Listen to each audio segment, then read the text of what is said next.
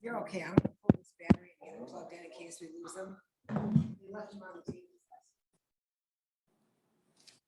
Is that better? Oh, yeah, that's better. Wow. Coming back to life.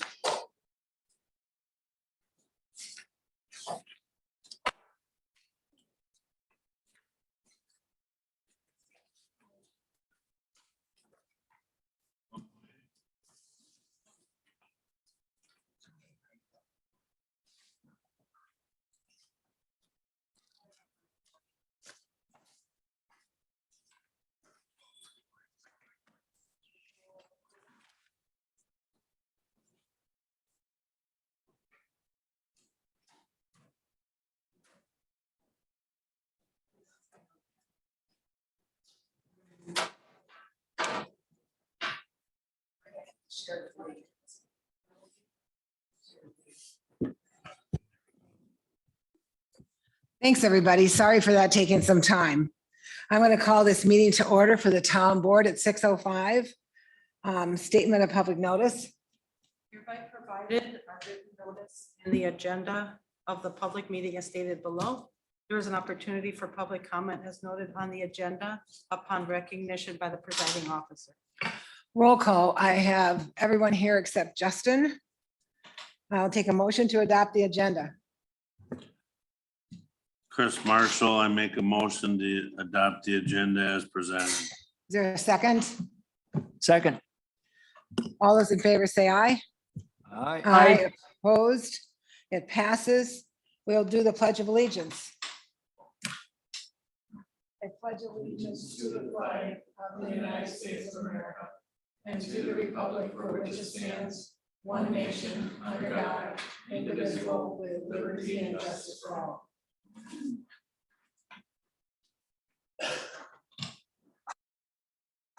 Take a look at these and then they can go, Chris. Okay. Thanks. Chris, did you want these? All right, I have the dates of the upcoming meetings on our agenda. Our next board meeting is on Thursday, June 9th.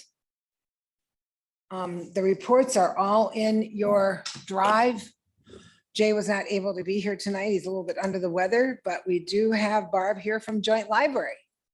If you want to come up here, does that microphone work at all, Janet? If you hit it, does it work? No, it's dead. Oh, wait, and now it might come.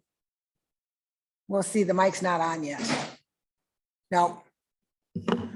No. There. Yeah, they were. They went away. They went away because it's dead. There you go. Oh, okay. What happened? Were they not plugged in? Oh, with the power? Oh, they left it on. Okay. So first of all, thank you very much. I think you've got my published document. Just we had hoped that repairs of the library would have begun at the beginning of the month, and that didn't happen. Supply chain issues continue to plague this project as well as other matters. The carpeting in the children's area will be the first to be replaced. It'll take a couple of weeks, and then the children will be allowed back upstairs and they will be so happy. The adult area will follow, and that carpeting will take probably 3 weeks before that's done. Summer program is planning is underway. It's called An Ocean of Possibilities.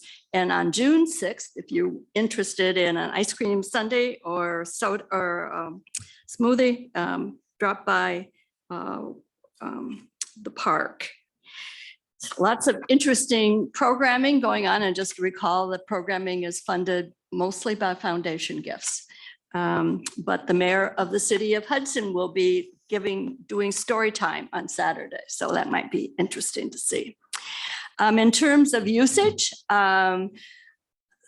both the fact that the library appears to be closed, even though of course it's not, and COVID continue to have a negative impact on use of the library. So hopefully once all the repairs are done, we'll get back to, well, we'll return to an even better situation.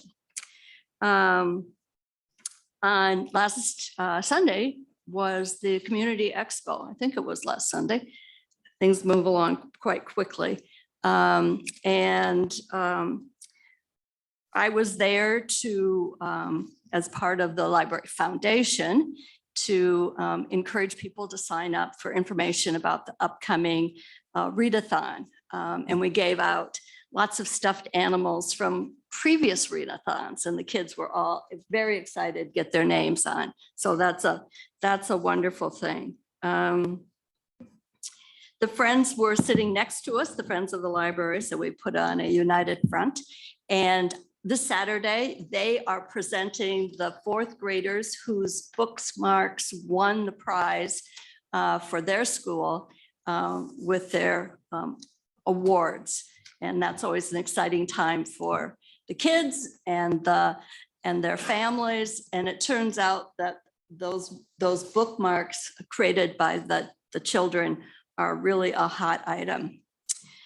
The library board's last meeting, John Thompson, who is the director of IFLS, our library system that we're a part of, spent the day before the meeting assessing the library's space situation against needs.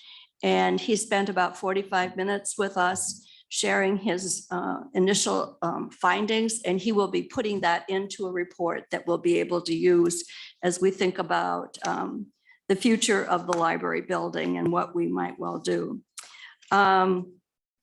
This next Tuesday, the board will meet again.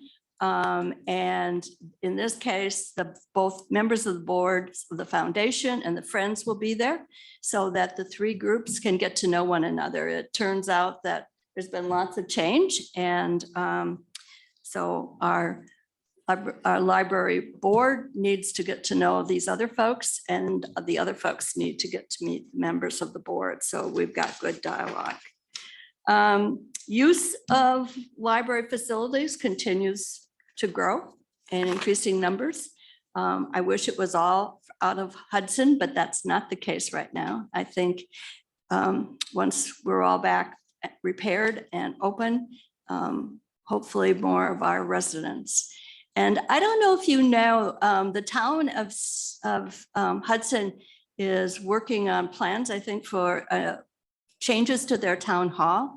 And as part of that, they're providing the infrastructure that would be possible for the library to have lockers at the town hall so that their residents, or even our residents, could go by there and pick up materials that they would want to check out.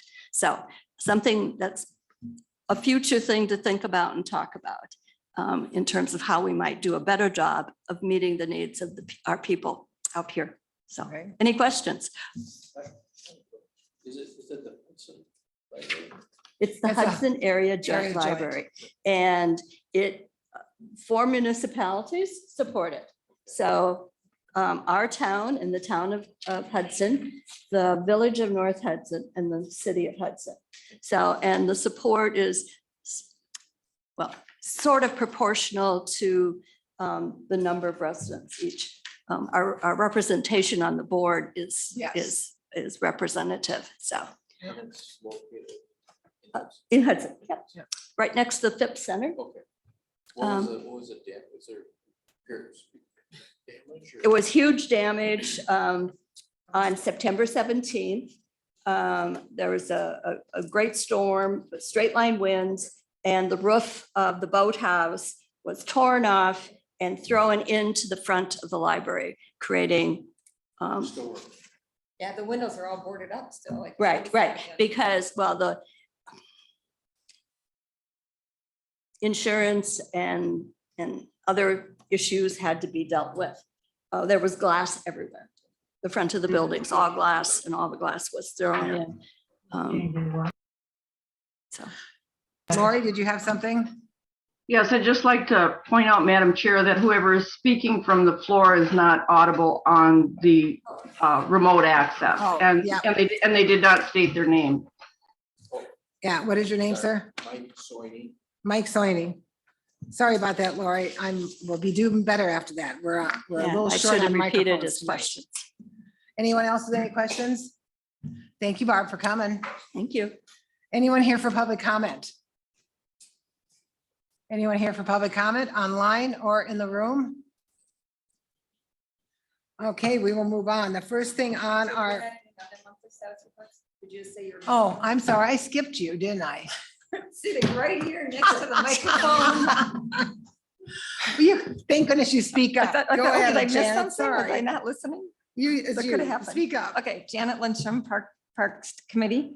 And I just had a couple things that weren't on the agenda. First, thanks to Mike, who was here for volunteering and got removed a lot of the buckthorn up there. So if Yeah. anyone noticed that, that looks much nicer. And we're waiting for the burn for the other side. But is anyone on the? on from the Nobody's on fire here from the fire department? department, no. Okay, because they were gonna do it that weekend, I had heard, Yeah. but that hasn't happened. So I just was wondering if they Part know of it could have about been the that. wind. Yeah, probably. So, and then, I guess that's the only two things that I was just gonna bring up. The other, the fall thing is on the Yep. agenda, I think. So, It's on the yep, agenda. that's all. Thank you. Thanks for your good work, sir. Because I know there was kind of a rat's nest up there. Yeah, yes, Yes. yes, it was. I think there could be a little bit more done. You should mention there was like 5 or 6 of us. Yeah, you can mention the ones that were there that did it. Okay, well, Kyle Lindstrom and Tom Tierney and Mike Soini, and then Yeah. Pat, the other, some members from the. Okay. committee, Pat Tuma and Lori stopped by. And I Lauren, didn't really help. I was here, but I didn't do much. I think that was it from the parks. Yeah, you're the supervisor, right? yeah, exactly. And I was that. Got the signatures. I know. Any question for her? Otherwise, I'm moving on. Thank you. We have a board review and it was noticed as today, but we do not have our assessment role ready at this time. I've taken the training, so I will make this motion that the board of review has been called into session during the 45-day period beginning on the fourth Monday of April pursuant to Wisconsin Stat 70.47 parens 1. Due to the fact that the assessment role is not completed at this time, the board of review will be adjourned to, I got to look at the September meeting. I want to adjourn it to then because by that time we should know. Let me just find out the date. Sorry, I should have had that ready.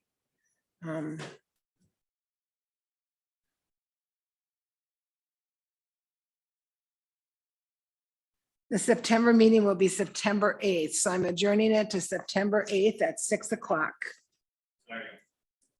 Any other questions regarding that or concerns? At that time, he should be able to tell us when the Board of Review will be actually set for that.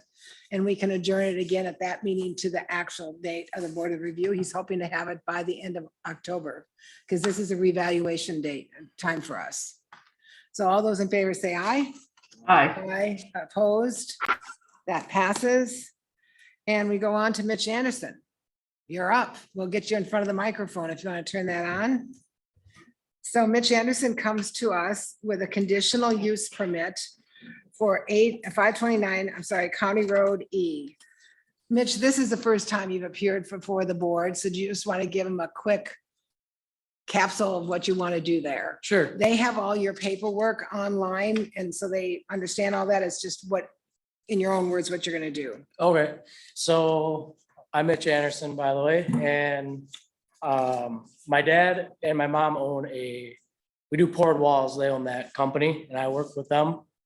And currently at 529 County Road E, I'm looking to build a pole building for storage of the company. So it'd be a construction storage yard kind of thing. We don't do the work on the property. It's all on the job site, but store our trailers and trucks, and hopefully most of it will all be what we can fit in the building. That's kind of a brief summary of what we're doing, I guess. So he was at the Plan Commission. The Plan Commission did pass him with some conditions. You should know a couple of things. This is in your drive, so it is the downward light that will appear on, I got to find your map, on the front of the very front of the building. The height of the building will be no greater than 28 feet, and our height limitation is 35. And he will have a containment system in the floor for anything coming off those trucks. And he's working with the DNR on that. In addition, this is his site plan for this. We talked about doing an L-shaped fence. Are you still okay with that, or would you? Yeah, Yeah, if okay. I'm okay with it, yeah. So the L-shaped fence would start at the corner of the building and go around this, on two sides, this form storage yard. So the vehicle, and this is a parking area here, so it start at the corner of the building, go around and over. So most of this building, as I understand it from the neighbors that appeared at Plan Commission, is not visible to most of them, because you kind of sit down.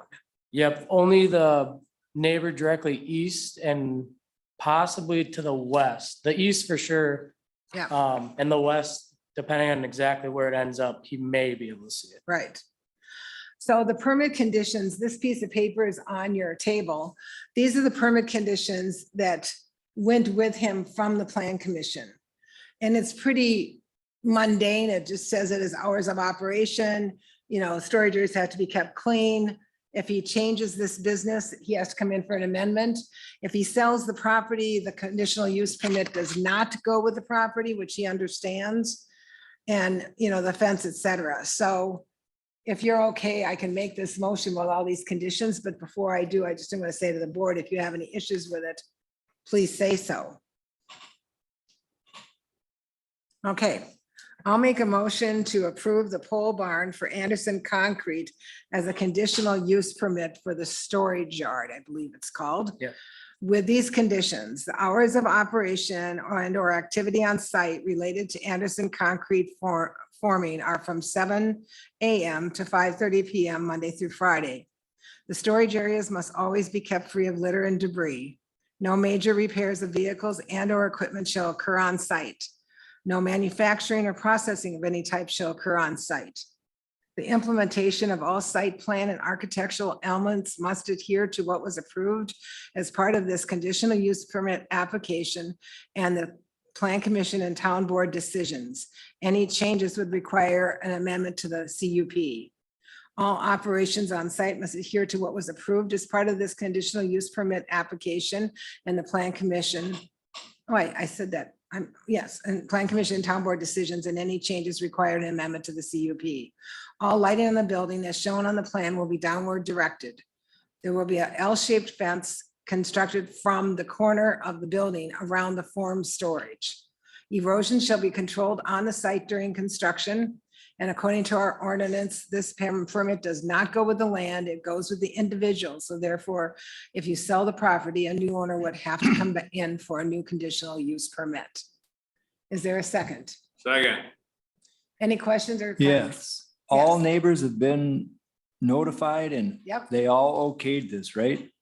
All current neighbors? All the neighbors were notified. I think we had a total of 3 there between the 2 times you were at Plan Commission. Yeah, They were just concerned that there would be a little bit of control on this, and especially for times and what was going to take place on site. Okay. But all of them were in support of his small business. Okay. As So you long as didn't- there's no complaints. No, I don't want them coming back in a year or two saying, oh, boy. well, I'll speak to Mitch.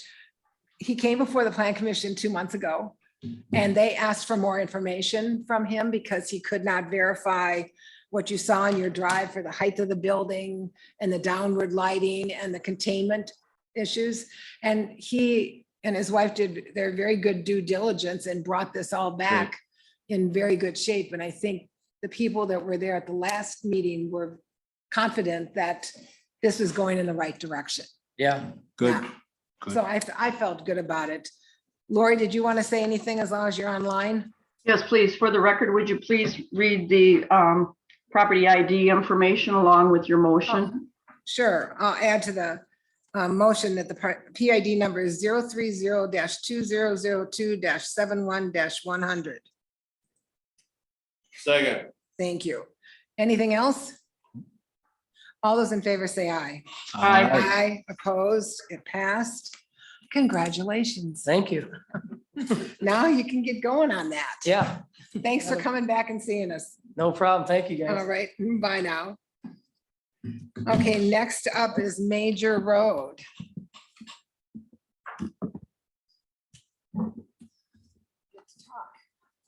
Madam Chair and members of the board, the first item is the Perch Lake project and the status of the Tri-D funds. As you are probably all aware at this point, the Tri-D funds were dispersed to the town, and that was received in the amount of $359,288.78. So that little chapter is closed in that project. So any questions or further thoughts on that? Just excited that we got it. Yes. The major road project update, 30th Street. 30th Street is under construction. They've completed the subgrade work. They're in the process of replacing a culvert. And we are working on getting a paving schedule, which will be dependent on the paving contractor, of course, and the weather.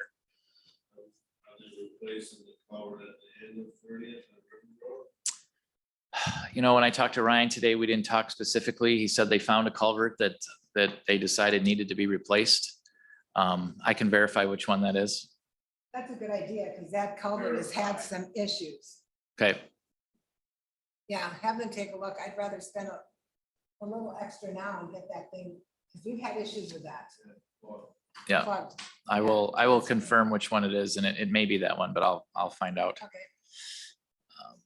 Church Street project, currently, as the board is aware, that is slated as a next year project. Right now, the issue that we are researching is the Peterson Street right-of-way. There is, we need to figure out what's actually going on with there and whether or not the town is going to need to acquire right-of-way for that part of the project.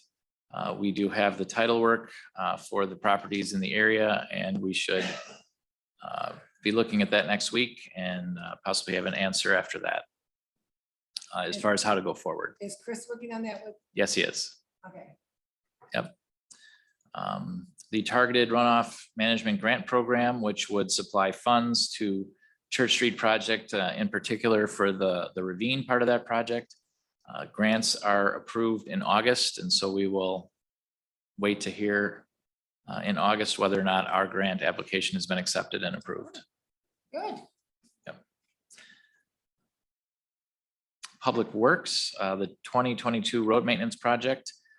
There was a pre-construction meeting scheduled for this morning that's being rescheduled, and so we'll let folks know when that new date is.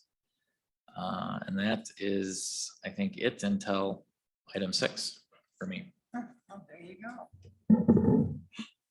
Okay. Any other questions for him on any of that? Otherwise, we can move on. Update on the cabinet for the microphones. Well, I'm gonna go like this. I sent a not, they say you can talk with sugar, you can talk with salt. I'd been talking with sugar, then I started talking with salt.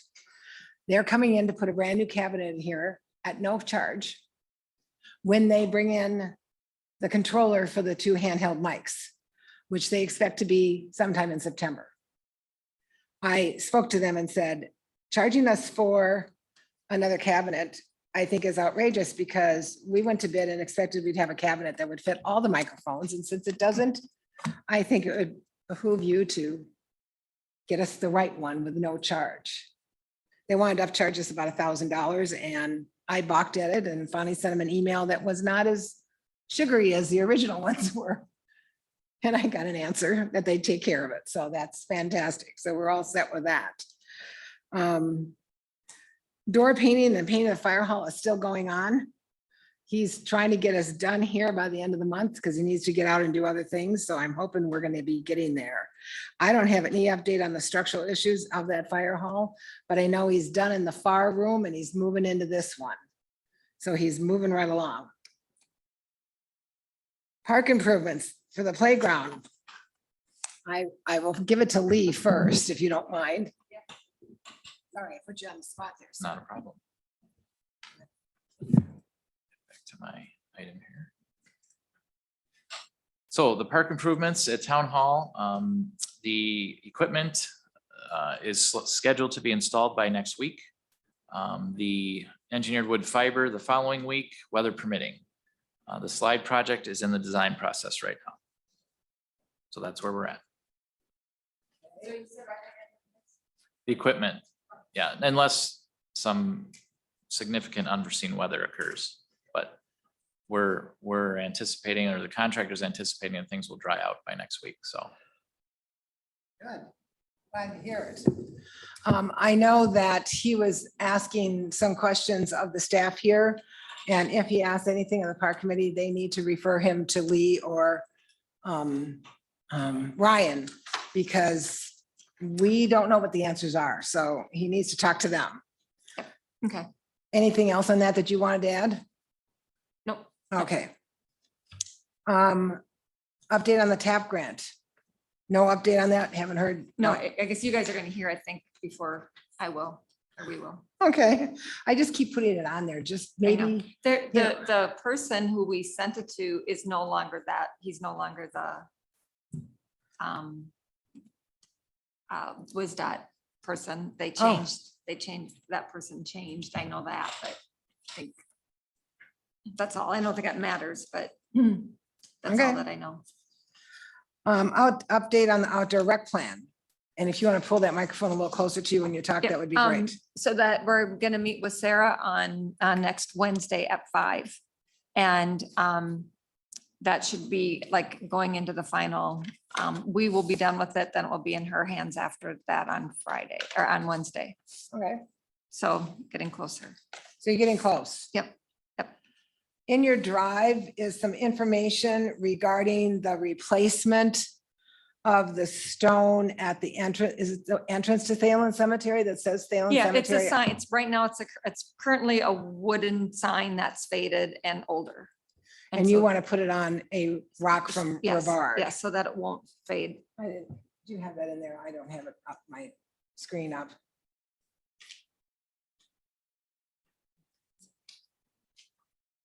There you go. So Rivard Stone says that to replace it is about $1,500 and labor is about $345. You still have to pick out the stone for the final price. And so they've asked us to approve this not to exceed 2,000. Lori, did you have anything to say on that? Not right this minute, but circle back after you've had conversation at the table. And Okay. after a motion's been made for vote. Okay. Anyone want to make a motion?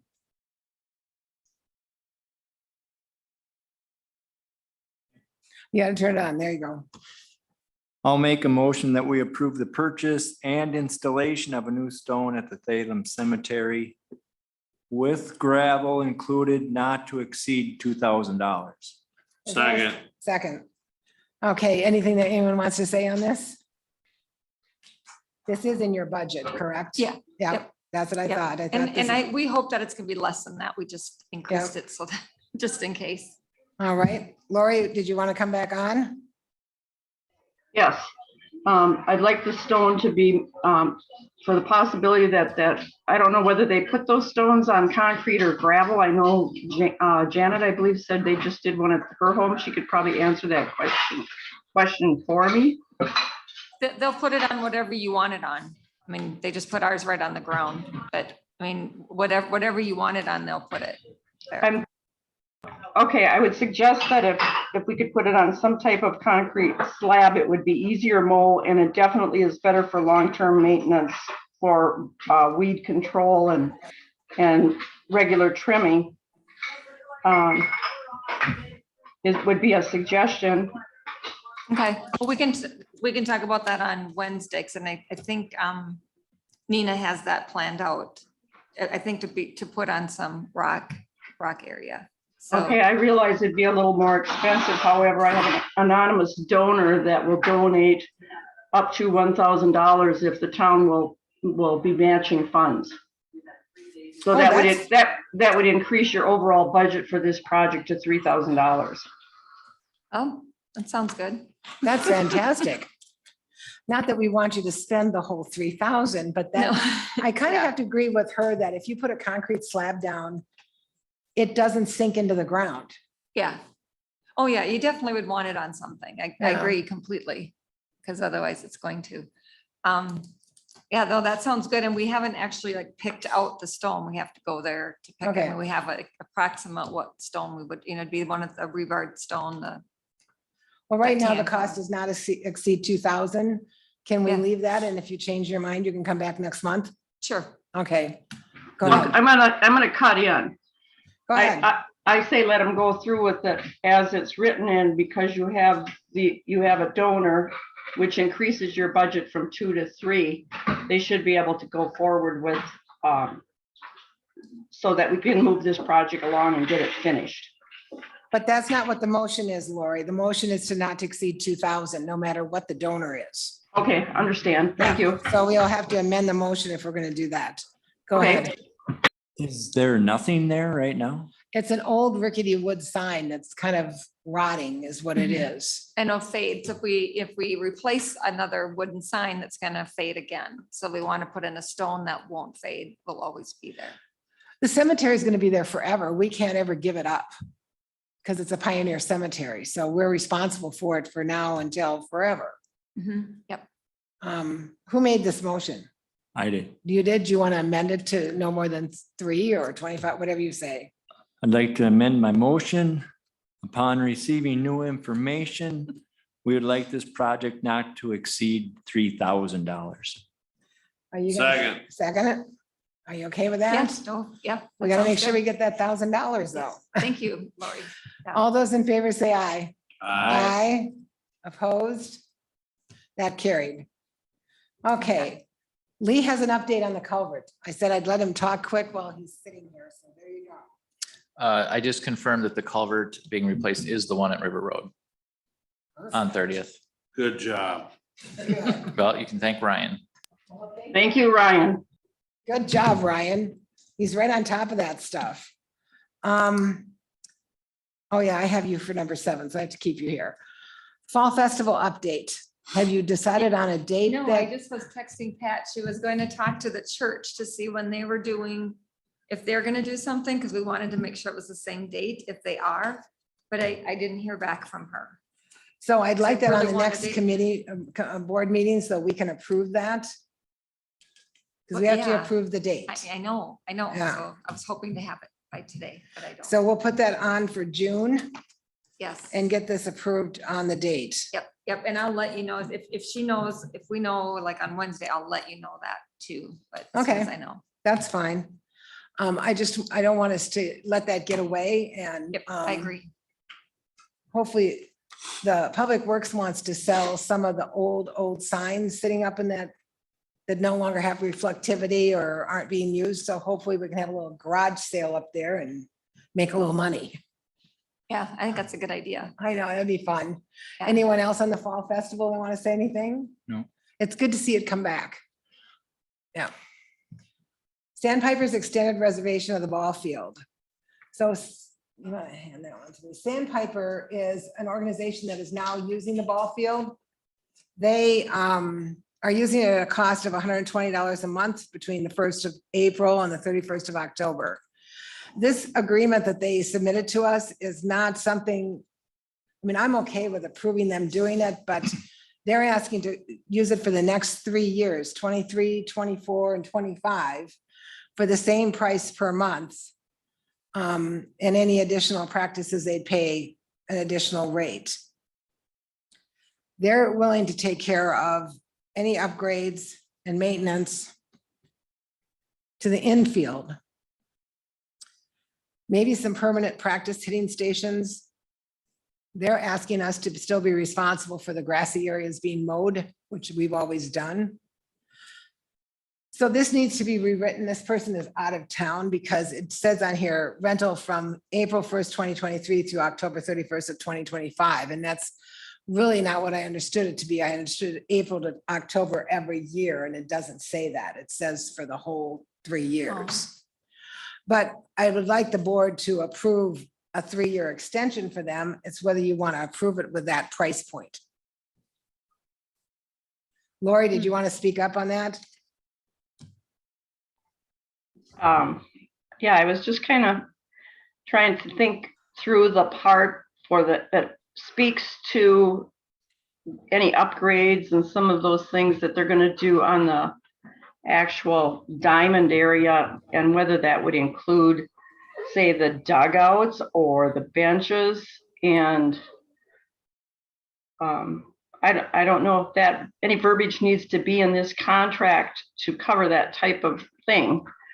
I also have to admit, I don't know what would be a reasonable fee for that type of use to start with. You know, I don't know where the 120 comes from and, you know, how that compares or what they're expecting.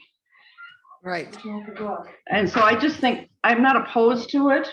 And I'm not even opposed to the 3-year contract piece of it as much as I just want some more clarification. Right. So is the board comfortable with this? Do you want me to bring it back in June? Wasn't it used to be like $10 a night or something, like back when the boosters did It says any additional game dates will be scheduled at the rate of $10 per 4-hour period. Okay. I was just trying to do the calculation for Yeah. cost. I'm think that's- happy with the commitment on the fact that they're all area people. The field is being used and utilized. I'm happy to see that. I think the 120 is sufficient on the fact that, you know, once in a while, we're gonna need to service the privies. So I feel that's all adequate. How are you feeling? Hudson boosters don't need it anymore.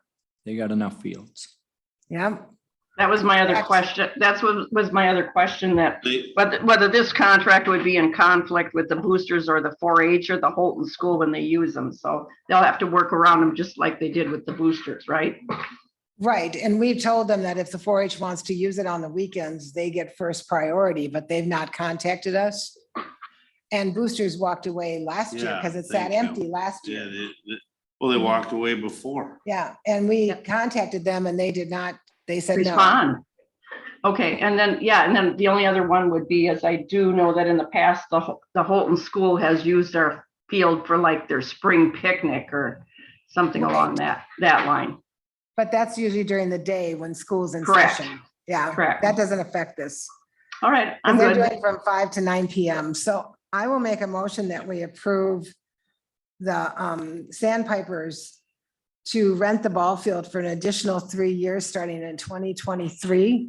But I will ask for a revision on this contract, so it's more clear that it goes from April 1st to October 31st of each year at $120 per month. And that they are allowed to continue to rent it for $10 an hour for other times. And that they would be aware that we would give first choice to the 4-H on the weekends. I'll second that with a question. My question is it $10 an hour or $10 a game? You stated $10 an hour. I'm sorry, I should say $10 per 4 hours. You want to second that? Second. She- Whoever is second, yeah. that's You got fine. it, you got it, Lori. We'll give it to you. So when he comes back with a new contract, since he's out of town, we'll get that signed. All those in favor say aye. Aye. Opposed, and that passes. Okay, so now we come to a cost for a growth study for ARPA. And I had brought this to you guys before this, trying to figure out where growth is going to take place in the town and how much of it will happen. We had 39 building permits last year. We have a major coming in this year. So I see growth continuing in this area. And so it would help the ARPA committee to know what that percentage might be in 5, 10, and 20 years. So in your drive from Lee is a proposal. Here, I'll let you talk. Thank you, Madam Chair. Members of the board, we did provide a proposal in order to do a study on some growth projections for the town. I think the scope and the tasks are fairly straightforward. The various analyzing that our planner, Tom Layton, would utilize and then write a report.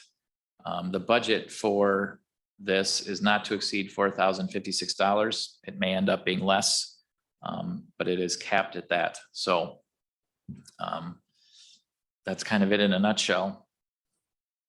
When would he be able to get this done? That's a good question. I would need to double check with him what his timing on this would be. I certainly could get that back to you in the next couple of days. Because the ARPA committee has to have their findings to us by August.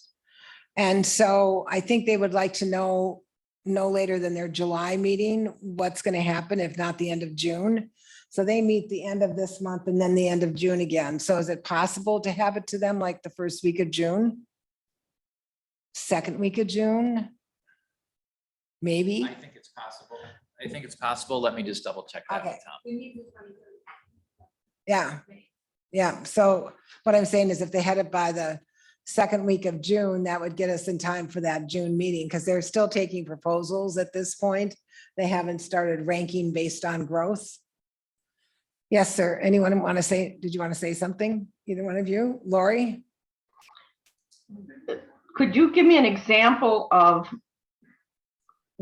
how this report would maybe be used inside the committee? I understand. It's been a while since we've probably had a report that told us, gave us this updated information. I'm just wondering Right. how it would work. So what the committee was looking forward to is if you have a variety of proposals coming in, what's the impact to the public on this? And because of growth in the town, should you be doing X instead of Y? Or does it not matter because the growth is not large enough to really make X important? The Y can be the one that you want to go to. It's just part of those parameters of trying to rank what's important. So let me, and I'm for sure this is not going to happen, but let's say this. Let's say if we thought we were going to have a lot of growth, do we need to put an addition on the fire hall? Well, if you're not having a lot of growth, maybe instead of doing the addition on the fire hall, you're doing something in the town hall and in the parks, because that affects everybody, but it doesn't necessarily mean it's based on growth. I'm just throwing that out there. We've done an addition. We don't have to do one, but I'm just throwing that out there as a possibility, because when we did do that one, part of it was due to growth and the fact that we were out, getting too big for the building. But obviously that's not necessary now. So you wanted to say something? Educate me on the amount that is potentially out there to use for our. For ARPA, we're about 16,000 we have left of it. We spent 21 on this system. And so we had a total of 432. So we're about 414, 412 maybe left. So it's not a huge chunk of money, but the committee is taking proposals from last month was from Parks and Public Works. And this month it'll be from the fire department and the clerk and myself coming in with some ideas. And some proposals are a lot of money. Some proposals are a little amount of money, because one of the things we talked about was maybe you have a proposal that's going to take 300,000 of that. So how are you going to spend the other 110? Well, here's some other places you could spend it that aren't a ton of money. It's like she was talking about some signage that could be used, and it's not, $400,000. It's this much money. So you want to make sure you use all of that money up, because whatever you don't use goes back to the state and they distribute it across the state and other municipalities. I understand that. Yeah. So I guess I'm challenged with the fact that we have this committee to do this, but then we're gonna turn around and pay Stantec to figure it out. Well, they're not figuring it out. All they're coming in was with growth projections for 5, 10, and was it 20 years? I'm trying to say 15 and 20, 5, 10, 15 and 20. They're just growth projections of the town. Go ahead, Lori. I'm kind of tracking along with, I think I'm tracking with Chris on this. If we're going to pay Stantec, I would think if the suggestions come in between this document and a sit-down meeting dedicated to this specifically, I would wonder on the committee as well. I also want to know, does this 4,000 come out of our, is this paid out of our ARPA money, or are we paying it out of our budgeted money? And I also want to know the last time, if Lee can tell me the last time that we did it, if this goes back to comprehensive plan back in 2014-15, if that was the real date for the last time we had any of these figures for our community, which obviously between the bridge and the building boom, those are probably beyond outdated. So I do specifically have those questions, but again, if we're gonna go for Stantec and bring them in and go to this degree, I'm questioning whether we need the committee to sort out the other piece. Well, two things I want to state to you is under ARPA funding, you can pay for consultants for anything that you need, whether it's engineers, attorneys, or whoever, planners, or whoever, to get to where you need to go. That is part of the ARPA funding, and it does say specifically that you can do that. Yes, the last ones we had done were prior to the last revision of the town plan, which is 8 years old. And lots has happened since then. And this doesn't take the place of the committee. It just gives the committee some more information. And one of the things they've asked about, what is the growth potential or projections in this town? You know, the school district is doing the same thing, which I mentioned to Lee that might save us some money, is that they're doing some of this also looking at, but their demographics that they're looking at is not the same as the growth demographic here for people that don't have children. That's up to you guys, what you want to do. I thought a lot of the ARPA money was going into putting in internet in our town. That's not been decided. If you remember, the committee is going to look at all the proposals and rank them and bring them back to Okay. you. The board will decide. The committee's not deciding. Okay. Yep. So that presentation on that's next month or this month also. Yep, I forgot that. So Lee, you could probably answer this at either or Teresa. So this document serves the committee for the purpose of actually ranking it based on growth population schedules. The scope of our work is to, again, analyze the potential growth for the next, 5, 10, 15, 20 years. Our scope does not include ranking your projects. It is merely information to assist the committee in ranking the projects. Okay, that's clarified then. Okay, anyone else? No, Go I ahead. was just going to add that from being on the committee, that I think that'd be very helpful to have that information when trying to make some decisions or with the discussion to know the growth. And because when it doesn't look like that was 8 years ago, I can still see the guy talking about it here, the person who was talking about the growth and the potential and not knowing with the bridge and all that and how hard it is to predict that. But just talking about it then, and I mean, so much has changed Yeah, in that 8 years. anyone else on this? Anyone want to make a motion? What's the deadline or hurry or why, how long do we have to figure this out?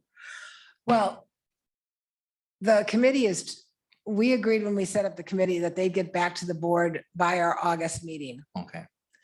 Because the countdown has started. Any projects that we do have to be completed in 24.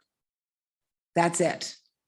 Otherwise, if you're not gonna be able to go beyond that, unless you're deep into the project and you can show why you have a delay. Okay.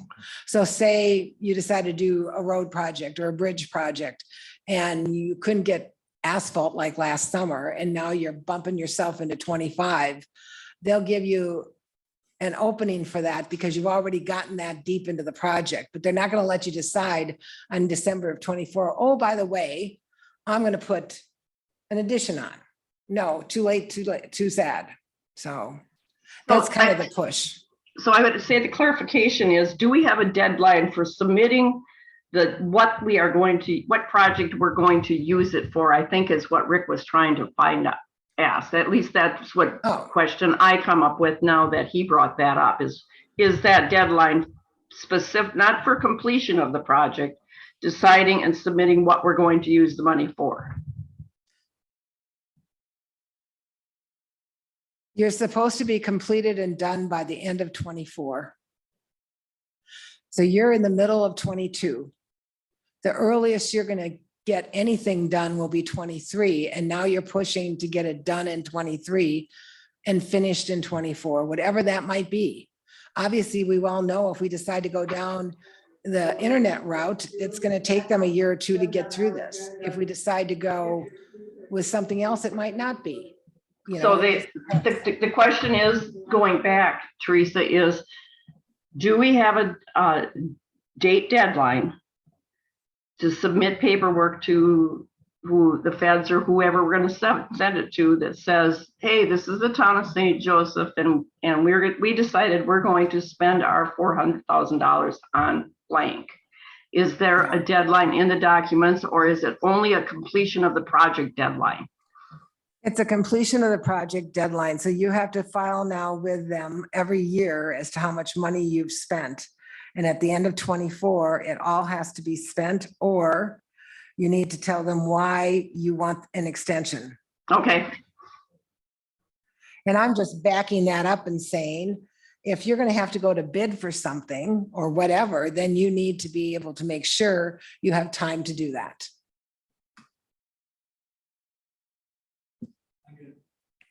Hang on. I'm gonna make a motion to postpone this survey idea for another month and see if we can do our own investigation. Second. Okay. Are you tabling it or are you just postponing it? Postpone is fine. I'm fine with Just it. postpone. Okay. and That's fine. a postpone do we have discussion or is postpone this is it? No, postpone, you have discussion. So I'm gonna have a little discussion. We have this great committee. Yeah. And I'm gonna be conservative and frank at the same time. It ain't gonna take long to blow through 400 grand in today's cost of any project. Yeah. So, and we owe it to the community to work on the communication part that we set out to do. And if we got some other small stuff or a road or something, well, let's get it done. Because I look at the inefficiency of nickel diamond little things it's reckless. Yeah, I get what That's you're just saying. me. Well, we'll postpone it for next month and see where we're at. My ahead. comment is I don't think 1 month of postponement is going to change any decision that would be made pertaining to this expenditure. That's what I'm trying to figure out. What kind of investigation or information could be brought, new information could be brought back to the town board and pertain to any action that we would do a month from now. I I agree. I'll bring back information in a month. Okay. You on that? Yep. I'm looking forward to it. Well, No, would you please try to supply it to the, well, yeah. Judy. I'm not Yeah. gonna be $4,000 worth of information, but I will let you know if I think they can come up with information that's gonna be worth Well, $4,000. Okay. A lot of this is I'll- internet I'll- stuff and someone says, yeah, I think your town is gonna grow by 10%. And I think maybe unless we go into a recession, and then you got $4,000 worth of. That's fine. I brought it to you because obviously we have to have all sides to this. And if you There you It don't was a good present talk. all sides, you don't know. What? It was a good talk. Good. Good. All those in favor say aye. Aye. Opposed? It passes. I think you're done, aren't you, sir? You are. Thank you very much. Anyone have anything else for him? Could I quiz Lee, how much did Perch Lake Road cost then? You're gonna ask me, well, the, Within $50,000. the tri-D was supposed to cover half. So Yeah. if we're at 359, we're at 70? So it came in under budget, would you say? Weren't we looking at 800,000? Originally, we actually got good bids on that project. Yeah, So it did come in less than we expected because, right, our original tri-D amount was like 400 and Right. something. yeah, that's what I was thinking, but Correct. they did pay half no matter what it came to. So it was closer to 700. As Yeah. long as we didn't go over the initial award, Okay, Right, which is gonna have those separate bike lanes that we could not do. right. So yeah, we came out good on that one. thank you. Thank you, sir. All right, Plan Commission, they are working on ordinance updates and trying to get them all pulled together to bring forth to the board, probably mid to late summer is what I'm thinking. We'll have to do a public hearing on the zoning ordinance and on chapter 168. But then we can push them through to the county. This county will have to approve 170, any changes that take place. So they're cleaning that up. I said that because Anton is not online here tonight with us. So Technology Committee, outstanding issues with AT&T. Funny, it's on the agenda tonight, isn't it? So I've been sending nasty grams every month. And now all of a sudden, someone decided to contact us and go, would you contact me and I'll stop those charges from happening? And I'm thinking, really? Because now we're up to about, what, $2,500 on this? So we'll see. We sent them an answer on their secure portal and we'll see if that works. I don't know. I don't know what to say on this. We just keep punching along. Broadband, I don't really have any other updates on broadband. I don't know if anyone else has anything to say. Is AT&T doing any broadband? Or no No. fiber optics? No. Or is it just Northwest Right. Communication? Okay, AT&T is not. And then change over to .gov email addresses for the town emails. We're finding that as we're moving forward through applications for grants, that they're going to start requiring us to have more and more of a .gov address. Terry already has one because she's required with Wisconsin Elections Commission to have one. But she also wants to maintain a .com because that .com is tied into our SAMs and the Department of Treasury for these ARPA funds. And you can't, to change that is what you would call walking into hell. So we don't want to change that. But Tim Whiteside was at our last technology committee meeting, and he suggested that we change over the addresses for the town board to that. And I did not pull up the costs on that. Do you have that? Do you remember? I did not pull that up. And I'm feeling badly that I did not do that. Because that would save us some money, but it would also make us more secure. When you have a .gov, it is not as open to hacking as it is with .coms. As I understand. I meant to get that up. Just hold on a second. It's something pretty minimal, like $5 a month, but I just have to find it. Sorry, everyone.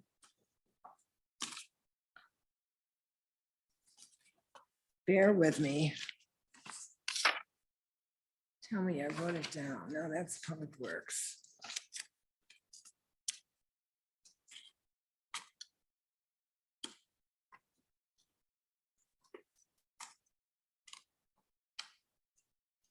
Terry, you don't have your notes on that computer, do you?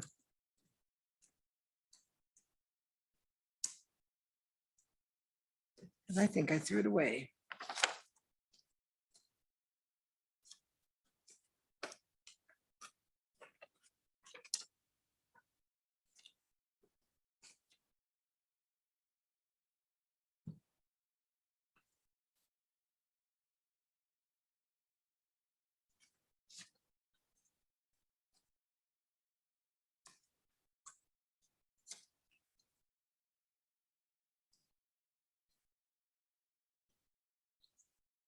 No, I can't. Did you find it?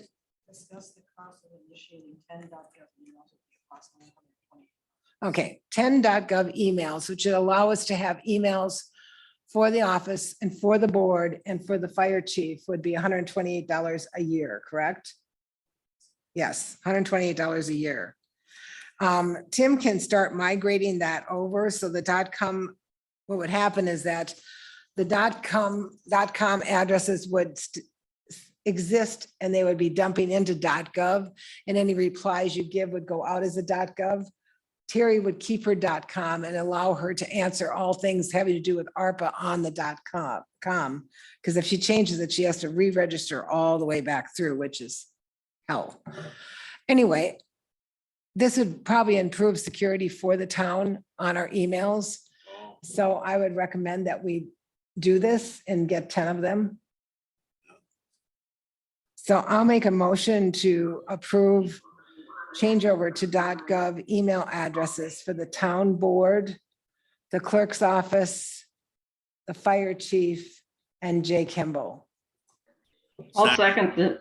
Oh, sorry, he beat you. Any other discussion on that? No, Oh. it sounds great. I think it sounds good. No, unfortunately not. No. This is .gov. It's $128 a year. I think we can afford it. All those in favor say aye. Aye. Opposed, and that passes. Number 10, he's coming at 8 o'clock. So we'll wait till then for him. The next big thing on here is the intergovernmental agreement. Shelley Tugas is on board on our Zoom meeting, and I guess I can probably speak to this first, Shelley, but you're sure welcome to weigh in. So what this is that the state law has changed regarding funding for libraries that are joint. And what this particular agreement says is that all of the parties, meaning City of Hudson, Village of North Hudson, Town of Hudson, and Town of St. Joe, are going to allow the county to levy for the tax for the library. And that we would no longer be levying for that. And we would allow the county library to levy for that and then distribute that to the Hudson Joint Library in 23. Not this year. This year, we're still under our original agreement. This also will require us to change our joint library agreement, so we will all still be partners. We're just not doing the funding.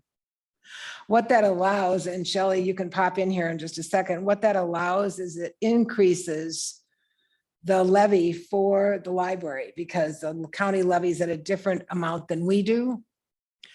And that means our levy will go down in the town because we pay, I can't remember the amount, I'll look it up while she's talking. And that amount we will no longer be able to levy for. So our taxes will go down, but in the other sense, they will go up on the other side on the county.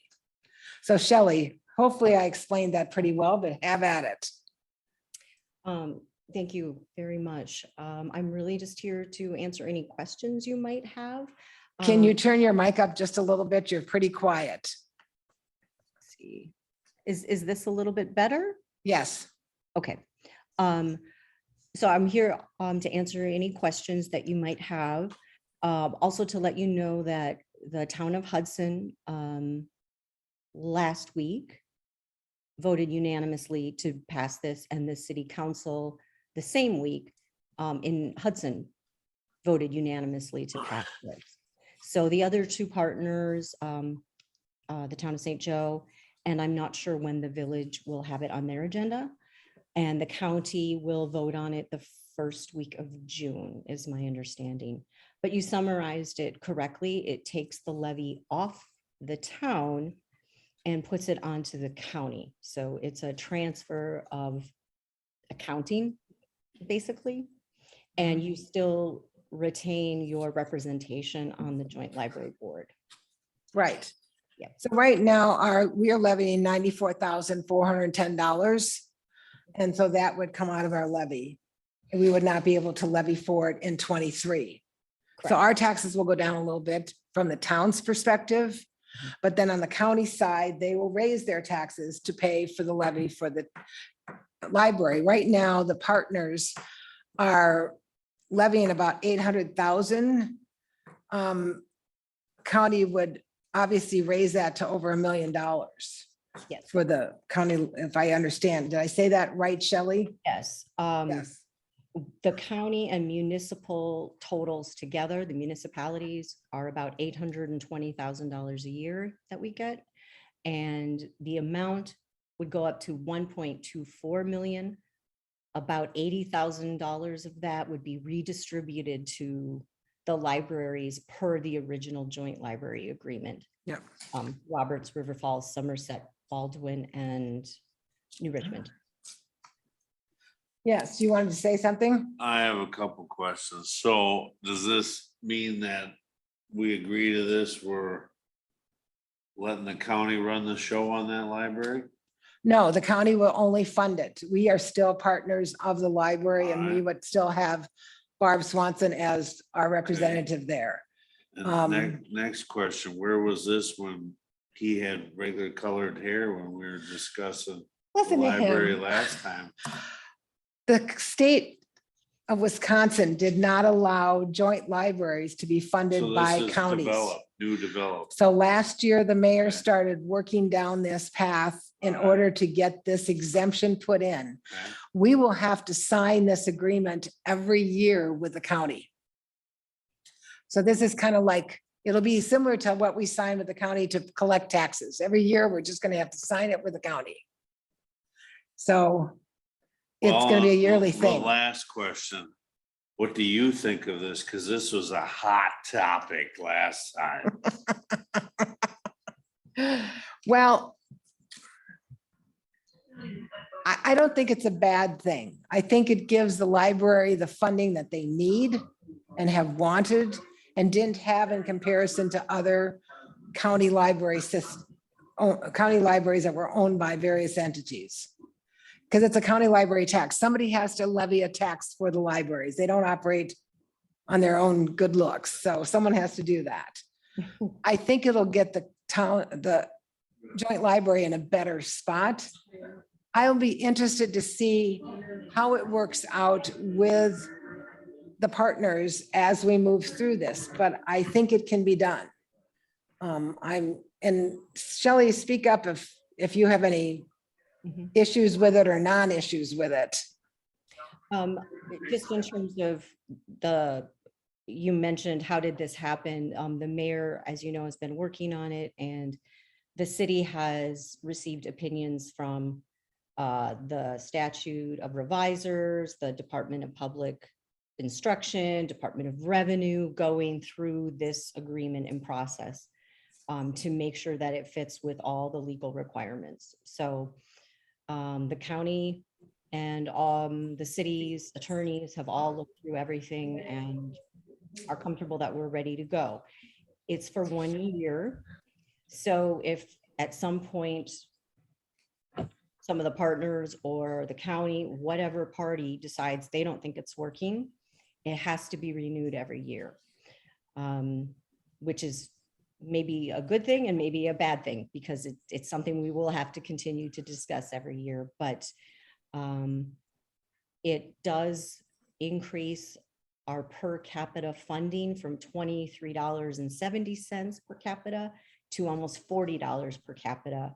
And the St. Croix County average is $53.50 per capita. So we still are below the average, and we're still below the state average as well.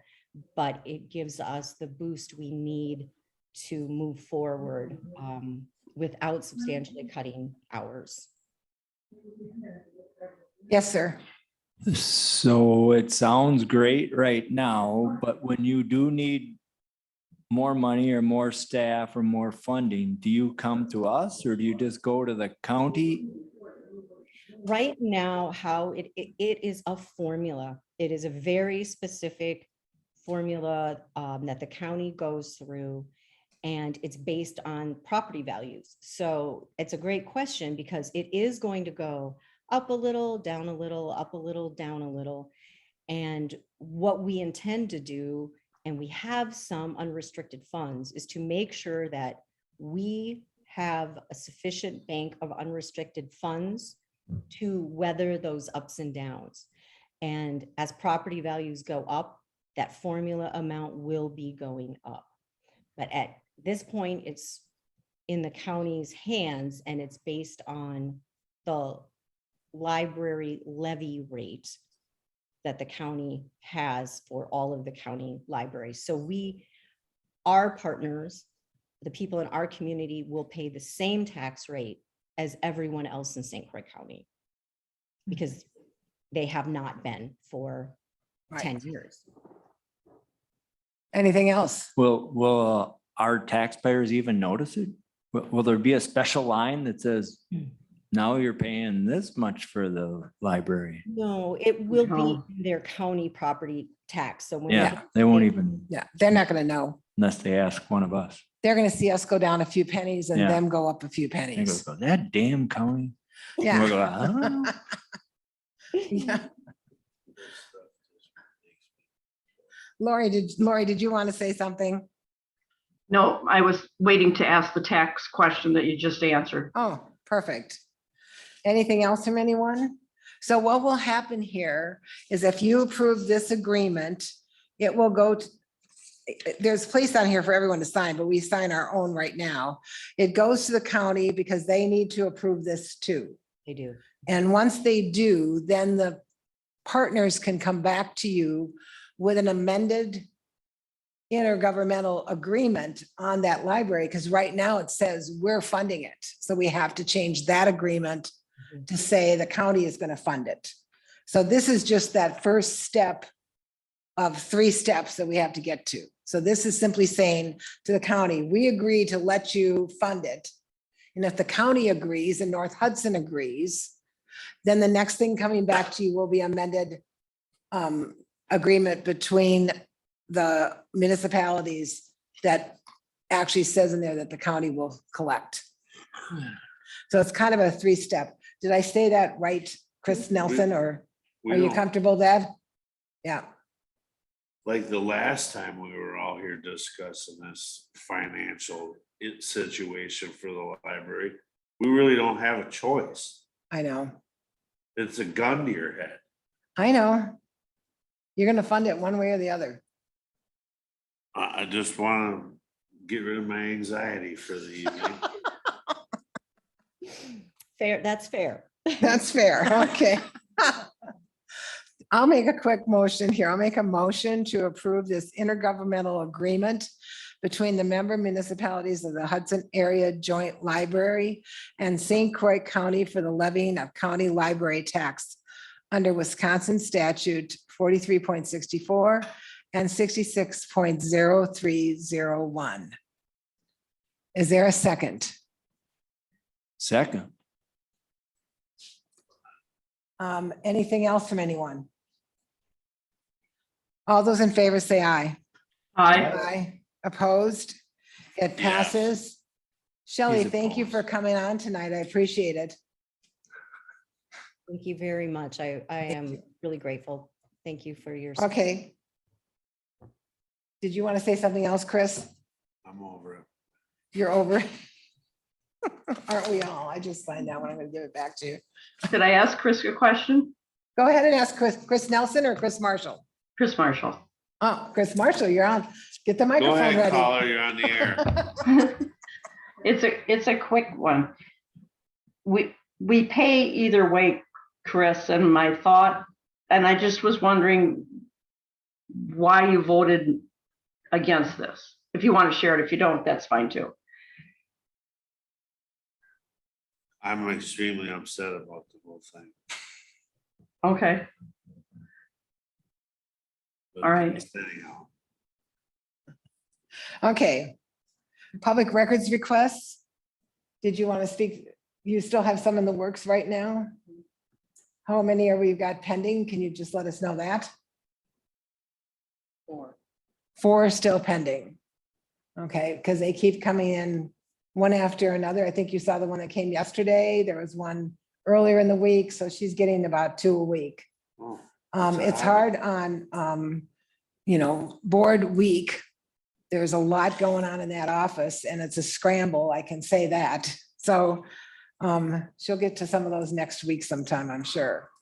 But we're keeping that on here because I want you to be aware of what is going on with those, so you know that they keep coming around.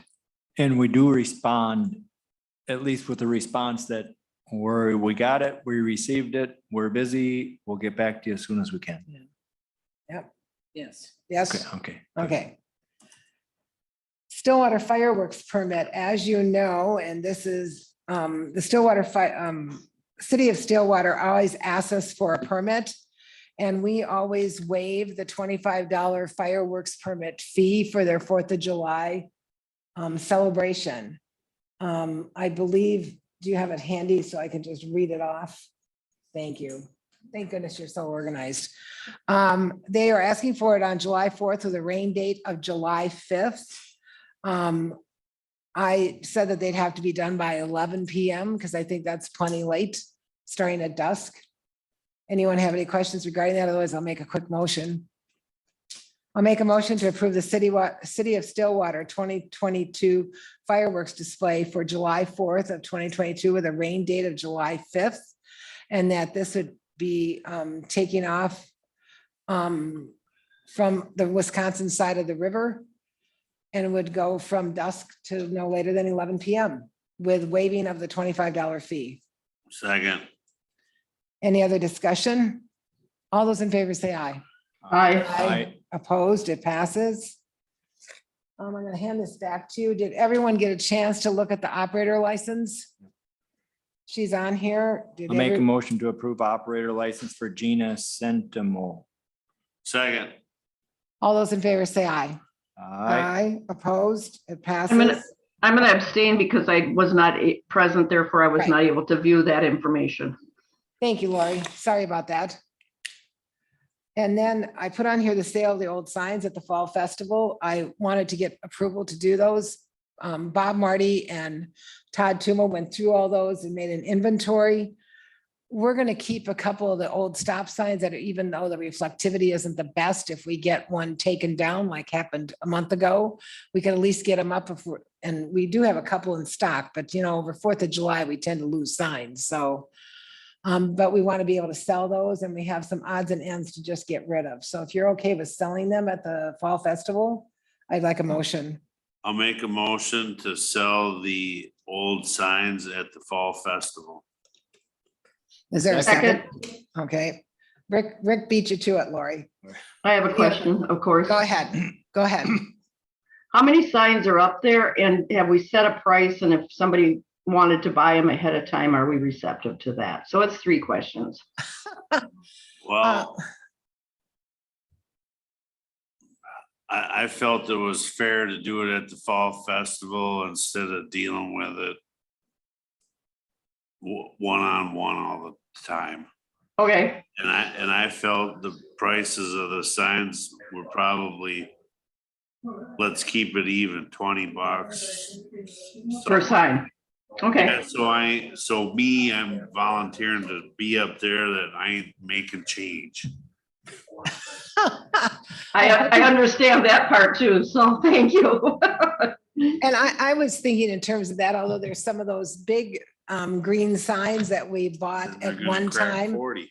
regarding the snowmobile ATV, and I thought maybe we could get $50 out of those since they're Fine. brand new and we can't use them. Yeah. And there's 4 or 5 of those. Agreed. So is everyone comfortable with that? Todd and Bob, I have the inventory. I just haven't given it to you yet. They That's just got fine. it done. And they kind of divided them up because we're not going to build racks for signs we're getting rid of, so. And the other thing is all the street signs that are coming off the posts now, we can sell those if you want to sell those for like $10 a piece because people will buy their street signs. Yeah, that's fine.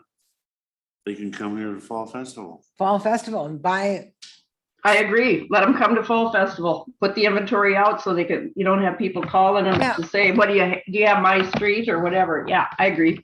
we have Yeah, lots of so- room up there. Buy a walking taco and get up there and get a sign. Perfect. Motion has been made and seconded. All those in favor say aye. Aye. Aye. It passed. Update from our attorney. So where are we on some of the zoning stuff going on and building stuff, et cetera? Well, I think the 2 primary issues that we had weren't necessarily zoning related, but they were building code related. I believe the tent matter with Big Guys Barbecue is nearing towards resolution. So I have not reviewed it yet. It came in today from the building inspector indicating that they have developed conditions for approval for the tent that's out there. The application was made by Big Guys, and that's been evaluated by the building inspector, and so that's moving forward. The next building matter that's hanging out there is the Cox home. This was the unpermitted structure that was built. Multiple letters have been sent. At this point, the next step in that would be for our building inspector to obtain a raise order. And then the process would be that the owner would either have to comply, get the permits and bring the building up to standards, or raise the building. If the building's not raised, then we can apply for an order to raise it. There would be some costs involved in that just because it's a legal process, but that's the next step in the proceeding there. And finally, I just want to talk a little bit about zoning or building issues generally. Can I back you up to Yep. what you just said? So does that take a motion from the board to approve raising this, or I just want to know what do we have to do to keep this moving forward? It's either or. The building inspector can do it, Okay, make the demand, make the determination that it's unsafe. inhabitable. And can send out the order of their own accord. I'm sure they would appreciate a motion of support, just so they know that they're not doing it against the board's wishes. Okay. So I think that would be welcome. But ultimately, if it's not complied with, it's something that they would get an order to go about raising the building. There's a time period for the individual property owner to comply, but based on the fact that 4 letters have been sent and no changes have been made, no permits applied for, I would not expect that to occur. So, just so you know, that's probably about a two-month process to get to that point. So, and there are some costs involved just with having to get a court order, but they're fairly modest in this case. So, Okay. And then I wanted to talk a little bit about zoning generally and violations. I know Jay does his reports, and we speak occasionally about some of the violations that do occur. Just so the board is aware, I know you review his reports and are fully aware of everything that's going on. I just wanted to state that I don't take personally any zoning actions without the board's authorization. So if an enforcement action is required or desired based on the severity of the violation, based on the fact that it hasn't been remedied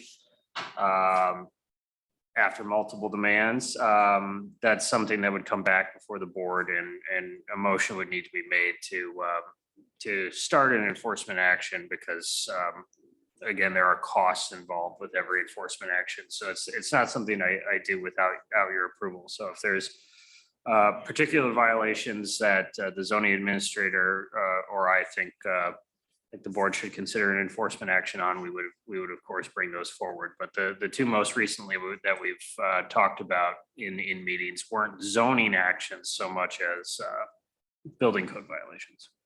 Okay. Does anyone have any questions for him? Did you need to have a motion tonight regarding that raising, or is that something I need to put on the agenda specifically next month? I think it can go forward tonight. Okay. We have a quorum, and basically you just be authorizing, the motion could be made to authorize the building inspector to proceed with the next steps to either bring the property into compliance or obtain a raise order. Okay, I'll start there. I'm going to make a motion to approve having the building inspector proceed with the next steps, in bringing the Cox building into compliance or with a raise order. Is there a second? Second for discussion. Yes. Is there times, limits, deadlines?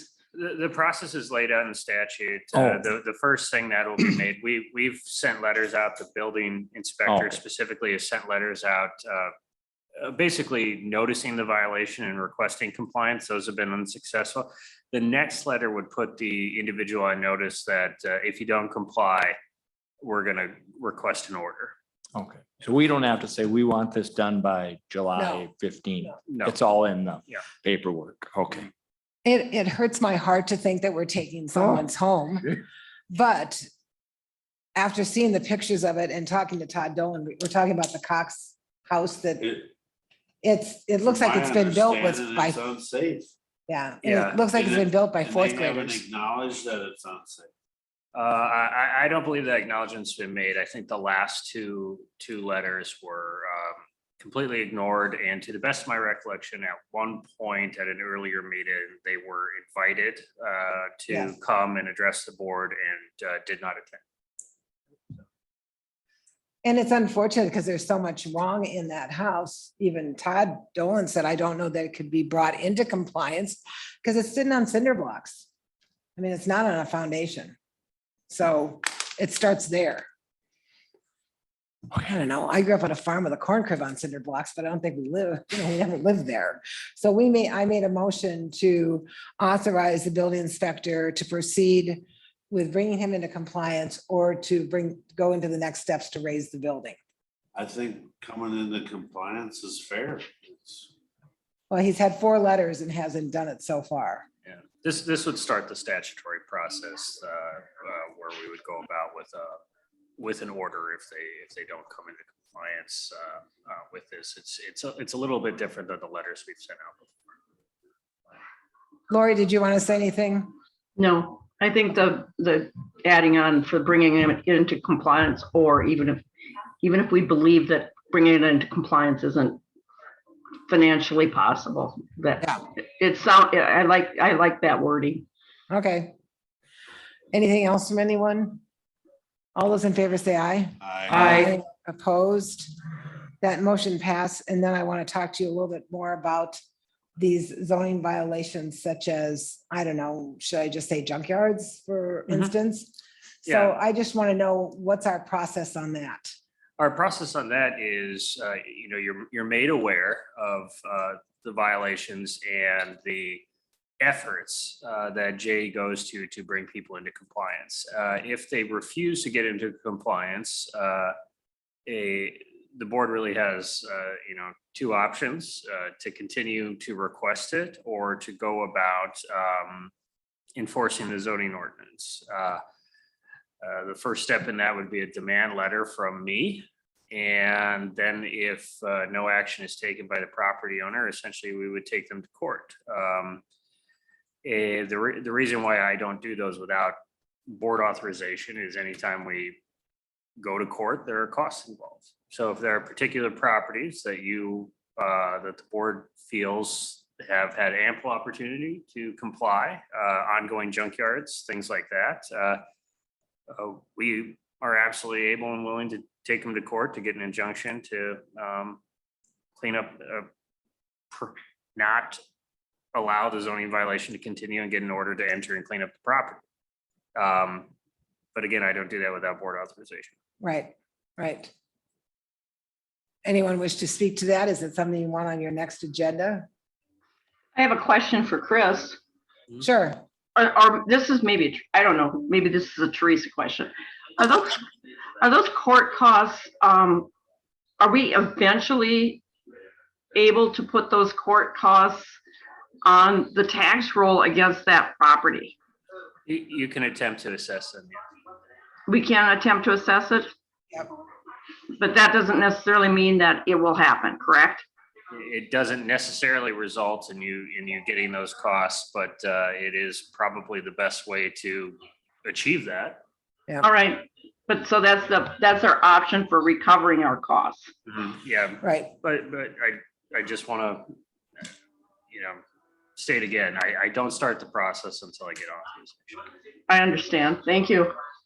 I guess one question that I have is these troubled pieces of property, have they acknowledged that they have issues there, or they just kind of ignore it also? Well, we have some junkyard properties that the county was initially starting enforcement action on, but once we took over zoning, those cases Switch. ended. Ended. Yeah. They were Yeah. dismissed. Oh, so we're starting in the basement. So yes, we'd be starting this from scratch. So certain people are certainly aware that their actions have been deemed unlawful, and there's at least been a pretty serious demand to try and bring them back into compliance. Not everybody has reached that point, though. And that would really be a question for Jay. I haven't sent out, since I've been your town attorney, I haven't sent out any been trying to- zoning relating demand letters. I have not. Would you like me to have Jay put together a list in what he's done on these? Would that help you? I'm talking about the board. Yeah, Yes, If it would help Jay, if he. Yeah. yes. If it'll help Jay, yes. Yeah. Put together a list that'll help. well, Help us, I help mean, him. I guess for myself, I'd want to educate myself on these properties and go by there and evaluate it myself Right. and see what's. I think if we're gonna authorize the attorney to go forward with some type of legal action, I think, yes, the board should know where these properties are and where we're at, and with the option to do our own drive-by, just like Chris said. So here's something else. As board members, or I'm just gonna be specific myself, can we walk up to these properties and sit down with them and say, hey, You can, or do you stay out of it and go professional? well, if you know the property owner and want to talk to them, I don't. or you want to go up and knock on somebody's door, you always have the right to do that. The real question from my perspective is sort of looking at a property with the intent to collect evidence or something like that. And I don't think you're asking to do that, but in those cases, you either need the property owner's consent or what's called an administrative search warrant. But just to go up and talk to somebody, I don't think that's much of an issue. Yeah, it was,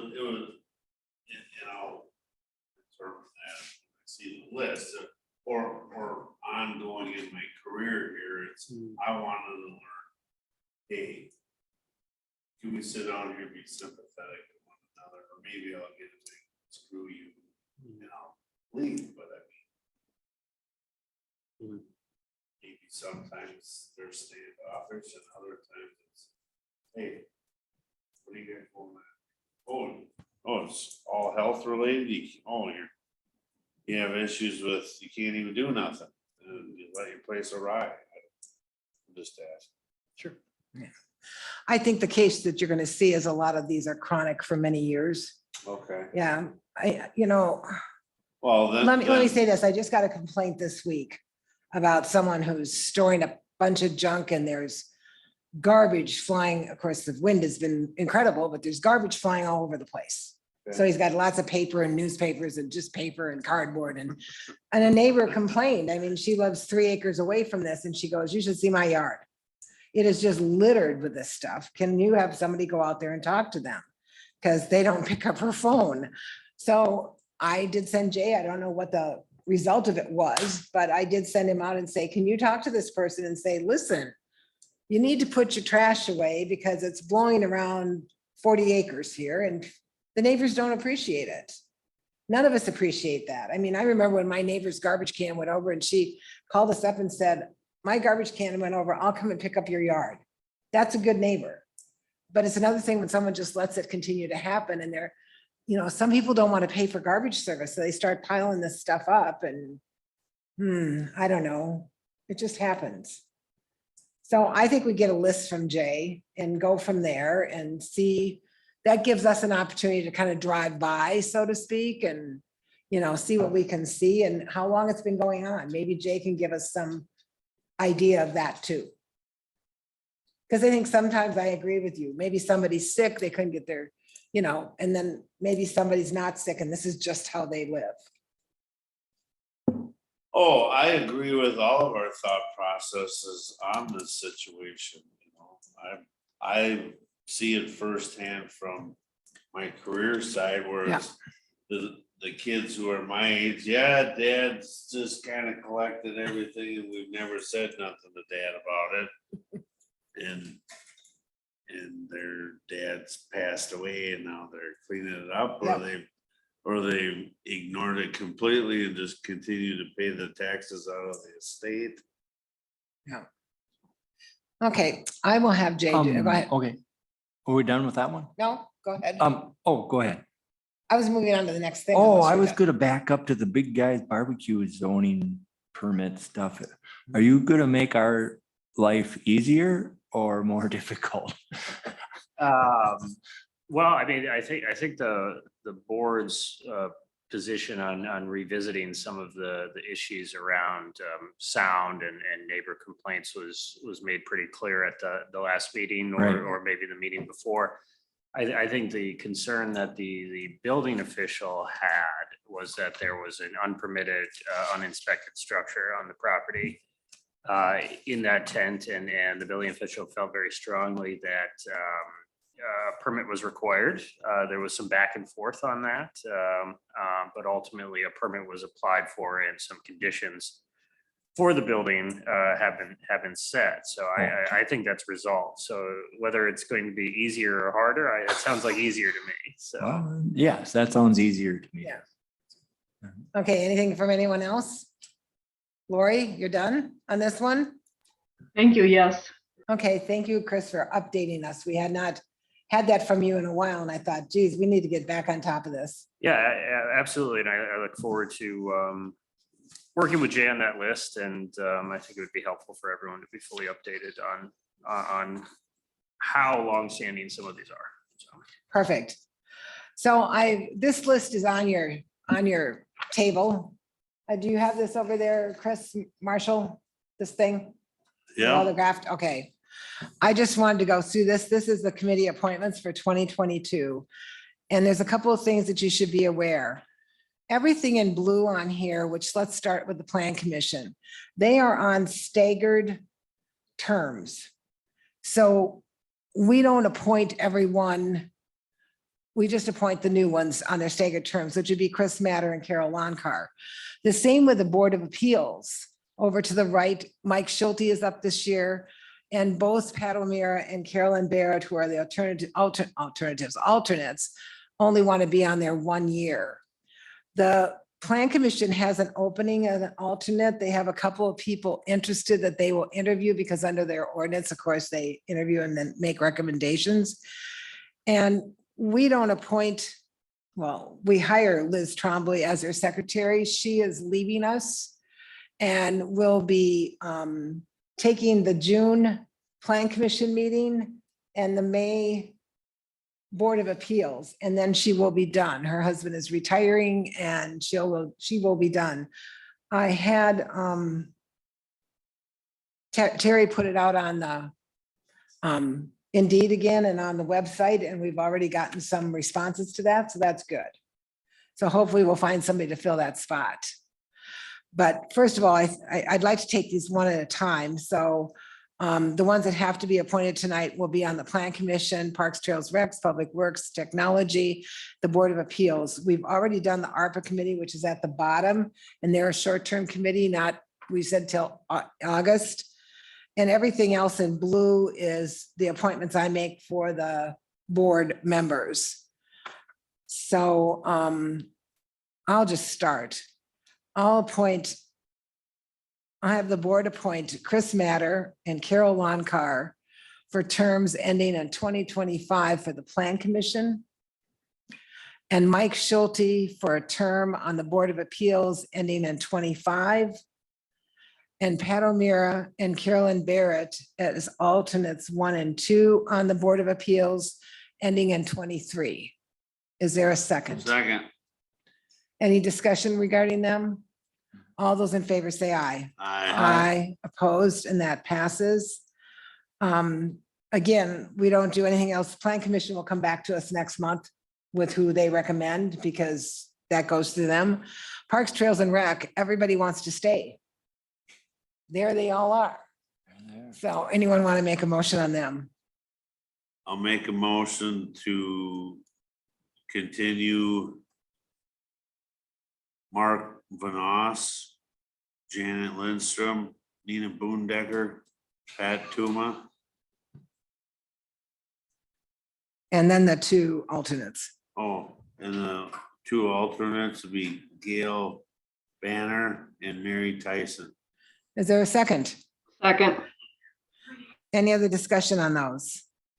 All those in favor say aye. Aye. Aye. Opposed? And that passes. Public Works interviewed, Public Works, Jeff Carlson was their alternate. He's been filling in since the death of Mike Long. I asked him at the last meeting that he was planning to move on to the committee, which is normally what we do. We move the alternates up. Dan Gavin and Richard Haley both put their names in as alternates to the Public Works Committee. Is Richard Haley on the Zoom meeting tonight? No. So those are open. I don't know how everyone wants to do on this. I'm a little concerned about a few things, but I'm willing to hear a motion. I make a motion to continue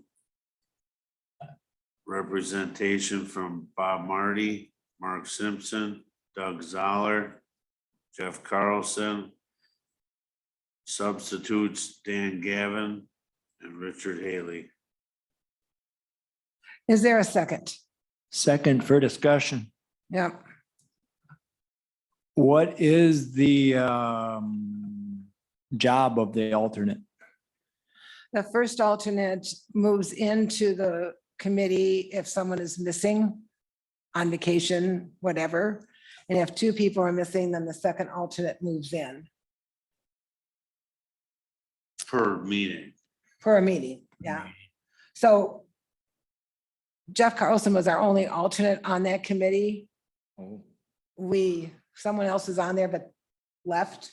I think they left town or whatever. So he's been the only Oh, alternate. it was Yeah, I the can't. goat guy. Yes. Yes. Thank you. Anyway, so he's been filling in since Dana. January. Dana. Yeah.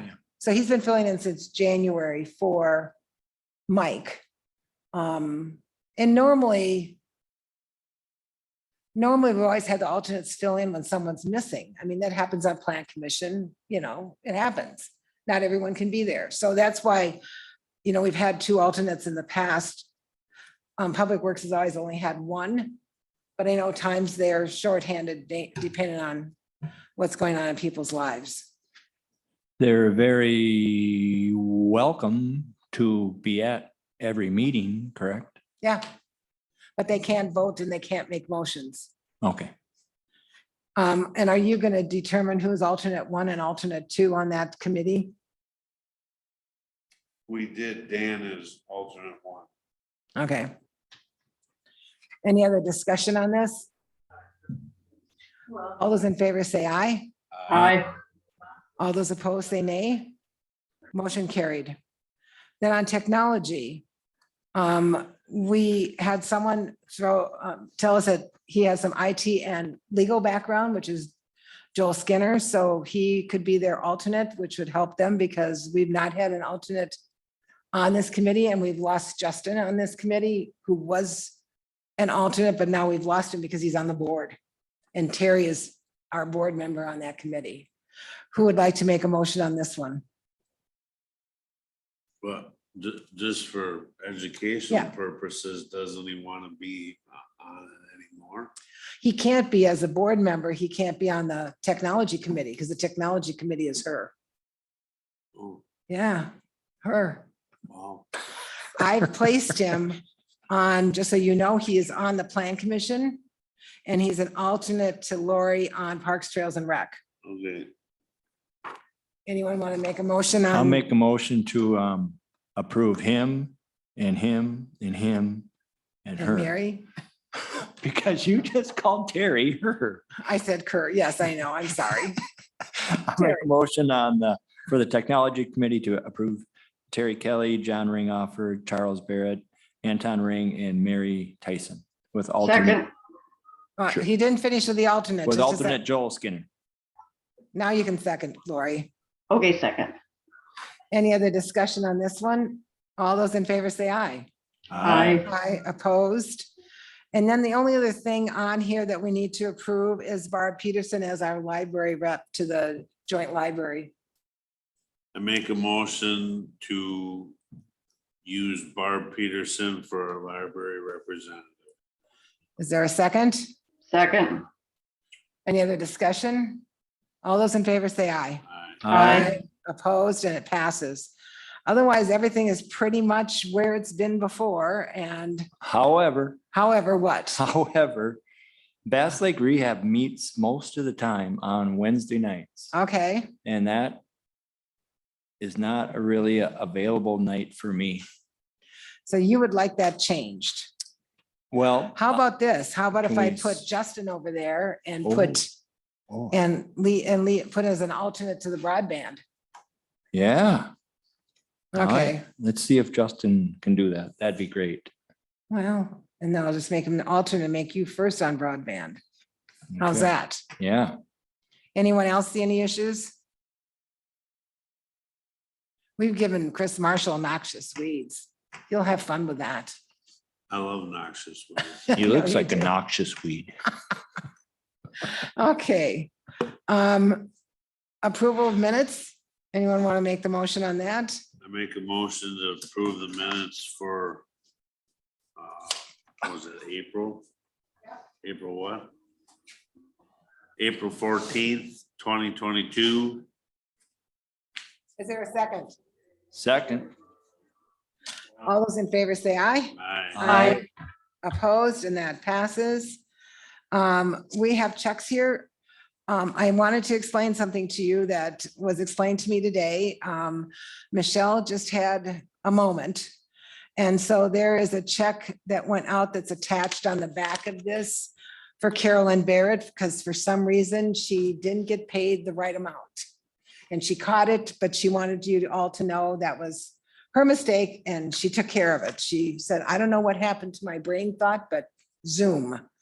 I said, that's no problem. It happens.